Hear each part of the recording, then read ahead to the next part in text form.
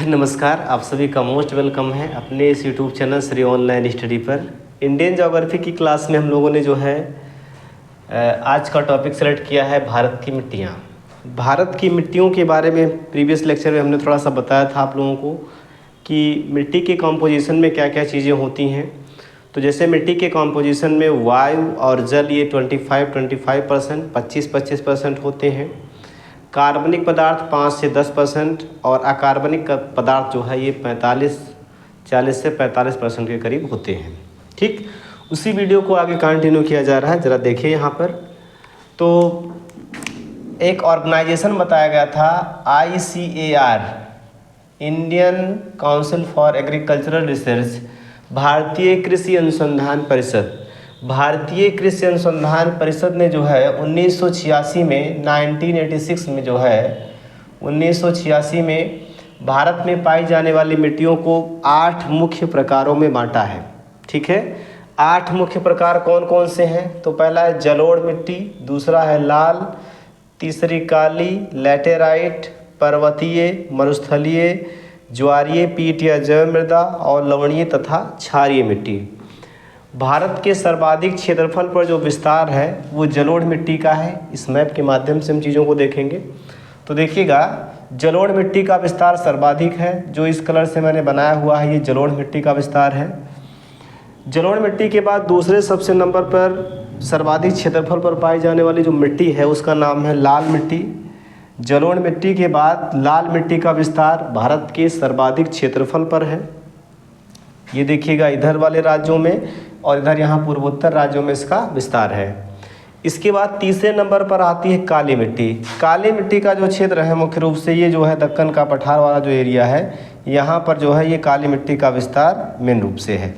ठीक भाई। इसके बाद आता है पर्वतीय मिट्टी। पर्वतीय मिट्टी की अगर बात करें तो ये पर्वतीय क्षेत्रों में पाई जाने वाली मिट्टी होती है।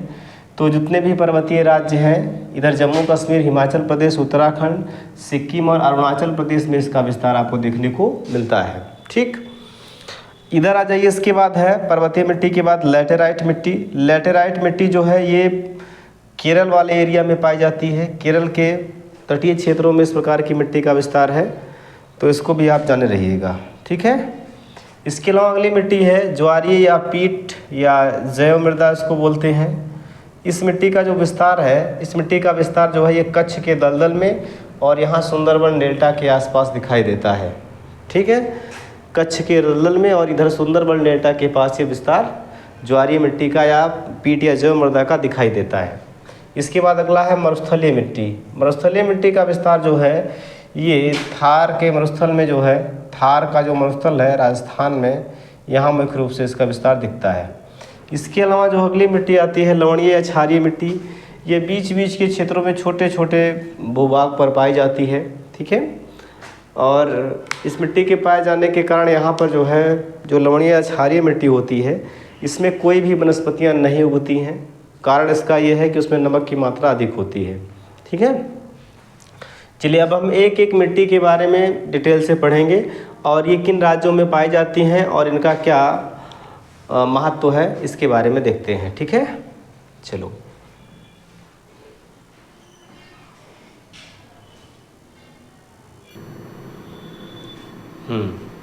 आगे इसमें देखिएगा जो है आगे इसमें चीज़ों को समझते हुए चलिएगा। एक एक मिट्टियों के बारे में हमने विधिवत बात की है। इतना आपके एग्ज़ाम के पॉइंट ऑफ व्यू से अति महत्वपूर्ण रहेगा। तो देखिए जलोढ़ मिट्टी जो है, जलोढ़ मिट्टी की अगर बात करें तो ये भारत के सर्वाधिक क्षेत्रफल पर पाई जाने वाली मिट्टी है। भारत के लगभग 43% पर, लगभग 43% पर जो है किस मिट्टी का विस्तार है? जलोढ़ मिट्टी का विस्तार है। और इस जलोढ़ मिट्टी का जो निर्माण हुआ है ये नदियों के द्वारा लाए गए अवसादों के जमा करने से हुआ है, नदियों के द्वारा लाए गए डिपॉजिट्स के जमा करने से हुआ है। इस मिट्टी में जो है कैल्शियम तथा पोटास की अधिकता होती है। कैल्शियम तथा पोटास की क्या होती है? अधिकता होती है। और नाइट्रोजन तथा फास्फोरस की कमी होती है। इस बात को याद रखना है आपको कि इसमें जो है कैल्शियम तथा पोटास की अधिकता होगी, नाइट्रोजन फास्फोरस इन सब की कमी होती है। ठीक है, और ये जलोढ़ मिट्टी जो है ये सर्वाधिक उपजाऊ मिट्टी है, इसको भी याद रखिएगा। सर्वाधिक उपजाऊ मिट्टी जो है ये कौन सी है? तो ये सर्वाधिक उपजाऊ मिट्टी है जलोढ़ मिट्टी। सर्वाधिक उपजाऊ मिट्टी कौन सी है? जलोढ़ मिट्टी है। एक बात और मैं आपको बता दूं जो है कि जो ये जलोढ़ मिट्टी है इसके कई रूप होते हैं, जैसे दोमट हो गया, दोमट, बलुई, चिकनी या मटियार, चिकनी या मटियार। तो ये सब किसके रूप हैं भाई? तो ये सब जलोढ़ मिट्टी के रूप हैं, ये सब जलोढ़ मिट्टी के रूप हैं।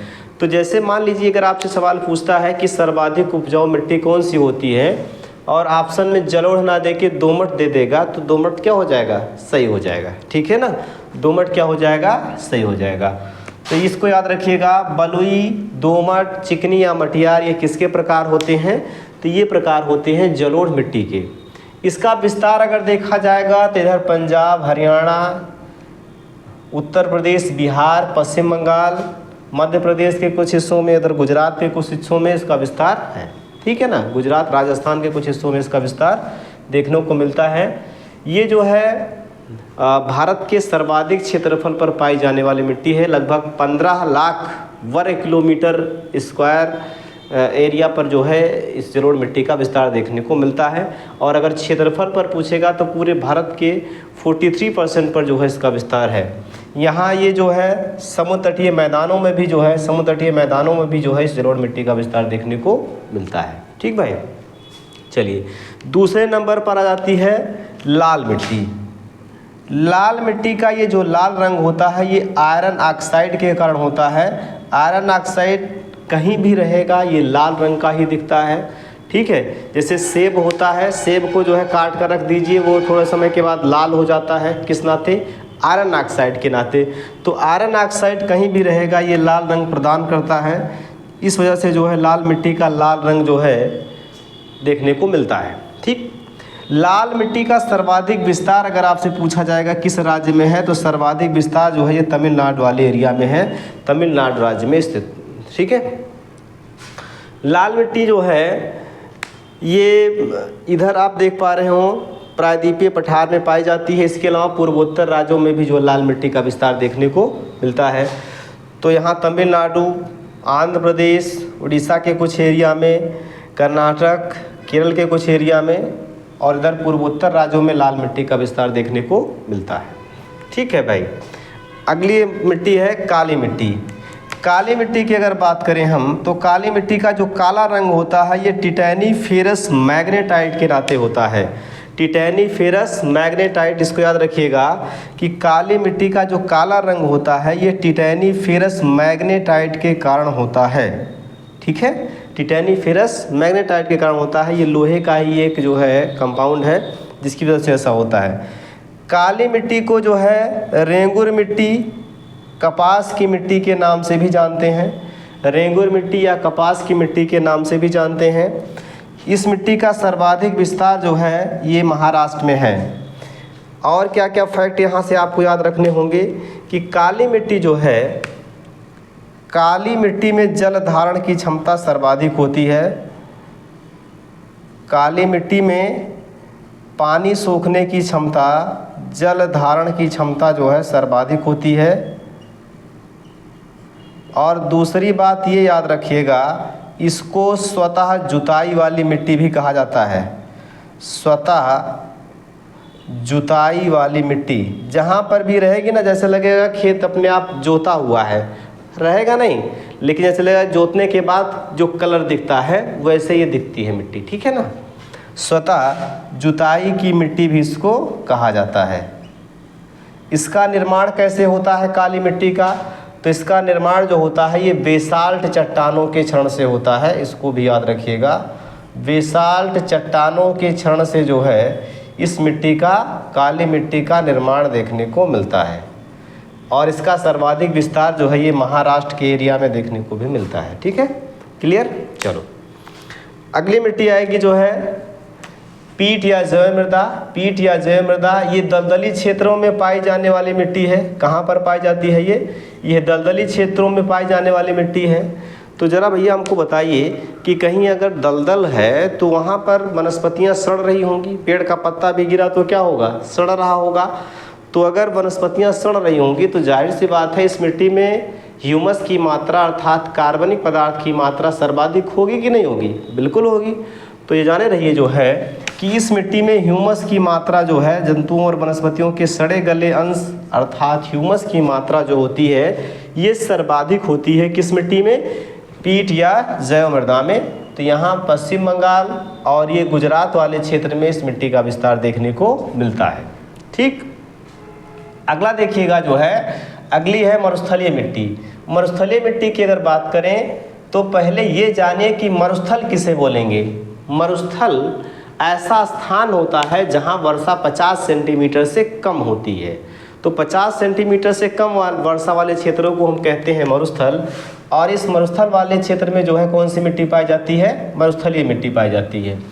जब मिट्टी में पानी की कमी रहेगी तो ये मिट्टी कैसी रहेगी, धूल जैसी रहेगी, जरा से भी हवा चलेगी तो उड़ जाएगी, है ना। तो वायु द्वारा सर्वाधिक अपर्दन किसका होता है, तो वायु द्वारा सर्वाधिक अपर्दन जो है इस मरुस्थलीय मिट्टी का होता है।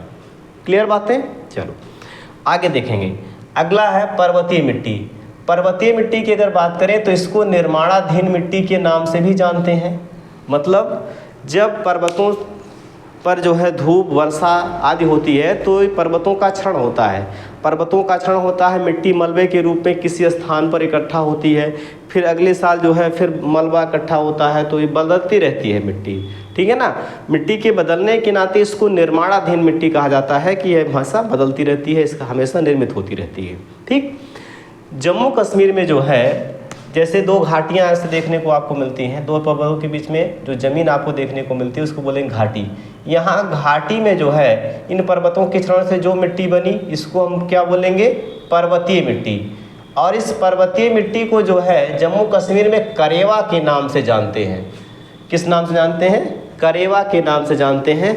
और यहाँ पर केसर की खेती इस मिट्टी में की जाती है, ठीक है। तो जम्मू कश्मीर में जो है केसर की खेती जो है ये करेवा मिट्टी में की जाती है, और करेवा जो है ये पर्वतीय मिट्टी का ही एक प्रकार है। ठीक, चलो इधर आ जाते हैं। एक मिट्टी है लैटेराइट। कौन सी मिट्टी बच रही है, लैटेराइट। लैटेराइट मिट्टी जो होती है इसको छानी हुई मिट्टी कहते हैं। जैसे झन्ना लगा के छान दिया जाए तो मोटी मिट्टी रह जाएगी, महीन मिट्टी क्या होगी, नीचे गिर जाएगी। तो पर्वतीय क्षेत्रों में जब वर्षा होती है तो वहाँ मिट्टी के महीन कण बह जाते हैं, मोटे कण बचे रहते हैं, ठीक है। तो उन मोटे कणों से एक मिट्टी बनती है जिसको हम कहते हैं लैटेराइट मिट्टी। ये लैटेराइट मिट्टी देखने पर लाल रंग की लगती है, देखने पर ये लाल रंग की लगती है, इस नाते इसका उपयोग जो है ईंट बनाने में किया जाता है। तो ये जानिए जो है कि ईंट बनाने के लिए किस मिट्टी का उपयोग किया जाता है, तो ईंट बनाने के लिए जो है लैटेराइट मिट्टी का यूज़ किया जाता है। और ये लैटेराइट मिट्टी में चाय और कॉफ़ी की खेती बढ़िया होती है, इस कारण इसको जो है चाय की मिट्टी भी कहा जाता है, ठीक है। चाय की मिट्टी भी इसको कहा जाता है। तो आई होप ये बातें आपको समझ में आ चुकी होंगी। एक मिट्टी बच रही जिसका नाम है लवणीय या क्षारीय मिट्टी। लवणीय या क्षारीय मिट्टी, लवणीय या क्षारीय मिट्टी भी कम वर्षा वाले या ज़्यादा अधिक वर्षा वाले क्षेत्रों में पाई जाती है, ठीक है। अच्छा, एक बात और आपको बता दूं, जैसे अगर वर्षा बहुत अधिक हो रही है, मान लीजिए किसी राज्य में वर्षा 200 सेंटीमीटर से अधिक हो रही है, तो वहाँ किस प्रकार की मिट्टी होगी। तो ध्यान दीजिएगा कि सर्वाधिक वर्षा वाले क्षेत्रों में लैटेराइट मिट्टी होती है। सर्वाधिक वर्षा वाले क्षेत्रों में किस प्रकार की मिट्टी होती है, तो सर्वाधिक वर्षा वाले क्षेत्रों में जो है कौन सी मिट्टी होती है, लैटेराइट मिट्टी होती है। इसको नोट करिएगा अच्छे से, क्योंकि ये पूछा गया है। आई बात समझ में। तो सर्वाधिक वर्षा वाले क्षेत्रों में कौन सी मिट्टी पाई जाती है, लैटेराइट मिट्टी पाई जाती है। लवणीय क्षारीय मिट्टी जो होती है इसमें ध्यान दीजिए, इसका जो पीएच मान होता है वो 7 से अधिक होता है। इसका पीएच मान 7 से अधिक होगा। इसमें जो है वनस्पतियां नहीं उगती हैं, इसमें वनस्पतियां पेड़ पौधे नहीं उगते हैं,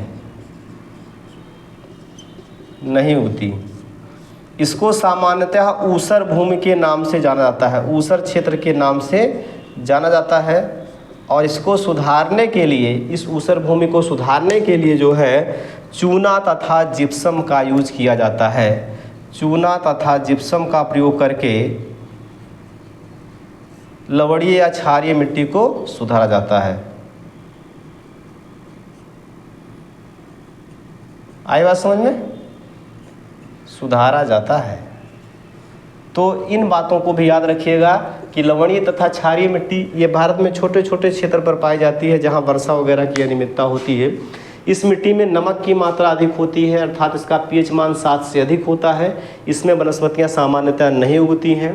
गाँव की भाषा में इसको जो है रेह के नाम से जानते हैं।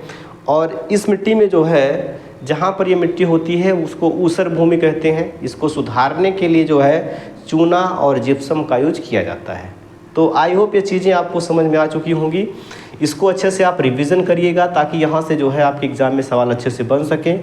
और मेरे जैसे कंसाइज करके मत लिखिएगा, आप लोग बाकायदा इस मैप को बनाइएगा और इसके नीचे जो है एक एक हेडिंग को डालकर सारी बातों को नोट्स के रूप में लिख डालिएगा। ठीक है, तो आज के लिए इतना रखिए, बाकी मिलते हैं कल की क्लास में। थैंक यू सभी को।